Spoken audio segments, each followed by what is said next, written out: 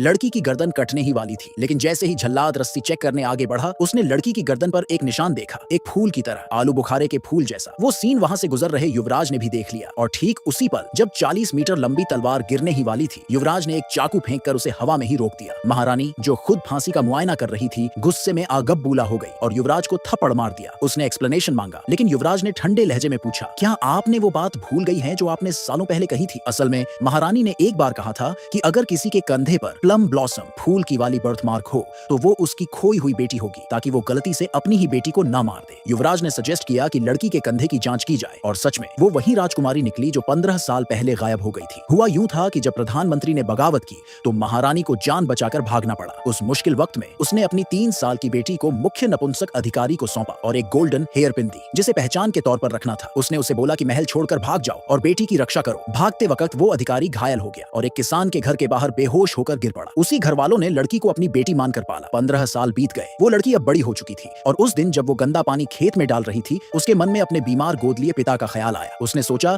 कि कोई कीमती चीज गिरवी रखकर दवा खरीद लाए, लेकिन जैसे ही वो शहर की एक पॉन शॉप पहुंची, वहां के गार्ड ने उसकी गंदी कपड़ों की वजह से उसे अंदर नहीं जाने दिया। उसने उसे धक्का देकर जमीन पर गिरा दिया और उसका सारा पानी बह गया, जिससे वहां के लोग घृणा से देखने लगे। तभी दुकान से एक औरत बाहर आई और लड़की की खूबसूरती देखकर जलन में भर गई। उसने उस पर इल्जाम लगाया कि उसने उसका बिजनेस बर्बाद कर दिया है और धमकी दी कि उसकी टांगें तोड़ देगी। लड़की ने हाथ जोड़कर विनती की, बोली कि उसे सिर्फ एक चीज बेचकर दवाइयों के लिए पैसे चाहिए। उसने अपनी जेब से वो गोल्डन हेयर पिन निकाली। उसे देखकर उस औरत ने तुरंत पहचान लिया कि वो खालिस सोने की है। उसकी आंखों में लालच आ गया। उसने लड़की को सिर्फ एक सिक्का दिया और बोली कि इस कीमत में ही हेयर पिन खरीदी जा रही है, फिर हंसती हुई चली गई। लड़की के पास कोई ऑप्शन नहीं बचा था। उसने चुपचाप सिक्का उठाया और जमीन पर बैठ गई, बेबस महसूस करते हुए। उसे नहीं पता था कि वो असल में महारानी की सगी बेटी है। जब बगावत खत्म हुई, तब से महारानी अपनी बेटी को ढूंढ रही थी। बहुत सालों तक खोजती रही। फिर एक दिन युवराज को खबर मिली कि उसकी खोई हुई बहन न्यूयॉर्क के इलाके में है। महारानी इतनी एक्साइटेड हो गई कि तुरंत अपना काफिला लेकर वहां चली गई और ऐलान कर दिया कि जिसके पास वो गोल्डन हेयर पिन होगी वही राजकुमारी मानी जाएगी। लेकिन लालची औरत दरवाजे के पीछे सब सुन रही थी। जब उसे सच पता चला तो वो भागती हुई हेयर पिन लेकर आई, महारानी के सामने घुटनों पर गिरी और चिल्लाई, माँ! महारानी ने जैसे ही हेयर पिन देखी,